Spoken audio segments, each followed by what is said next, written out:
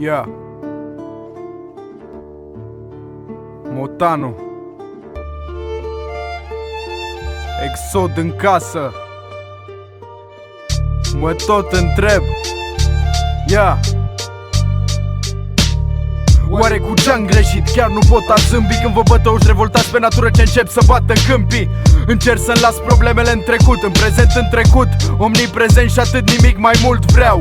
Doar o șansă, cum un pictor vrea doar o plan. Și am un plan să îmbin cuvinte în așa fel încât să vă bage în transă.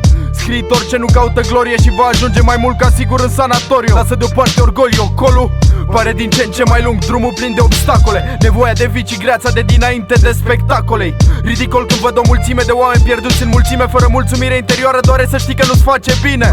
Nu poți concepe concepte, poți începe concerte cu procedee ce periclitează proștii și încep să se certe. Când mulți se ceartă, rău câștigă, stai instigă la cultură, nu la ură fără măsură, gata să se înfigă, pregătit să facă din numere nume. Iar când îl întreb despre faptele bune comise, să știe să le enumere. Vreau să ajung la ieșirea din jungla de asfalt, fac salturi, nimeni nu-i perfect, deci n-am de ce să vă cer sfaturi. Construiesc cărămidă cu cărămidă, trecerea timpului magită. Cred că ar fi timpul să scot nisipul din clepsidră. Lipsiți de rațiune, facem risipă, e vizibilă fățărnicia. Când cineva-ți face rău, abia apoi se prezintă. Îmi aleg o cale, întinde corzile vocale până-mi pierd glasul. Sincer, te-ai întrebat de ce e cerul albastru?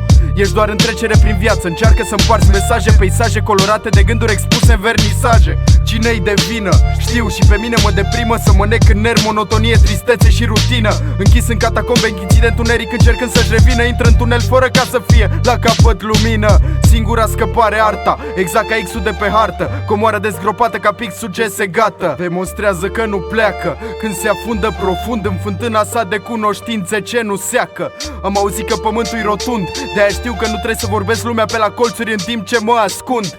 Nu mă înțelege nimeni, mulți încă caută sensul. Mai nou nu se transmit mesaje, nici dacă se trimite SMS-uri. Potoliți-vă setea de putere, eu am plecat cu rănile cu sute. De când mă simt ca în bibliotecă, când văd sutele de caractere ce mă înconjoară. Nu-i prima oară când spun că nu mai rezist, dar persist să lupt cu ei, chiar dacă știu că o să mă doară. Când ți se închide o ușă, nu ți se deschide alta, găsește cheia. E trist când renunță persoana întâia, a doua și a treia. Poftim cultură, de unde mai vrei și recoltă. Mulți se revoltă cu dezvoltură când văd că am ajuns într-un final la boltă.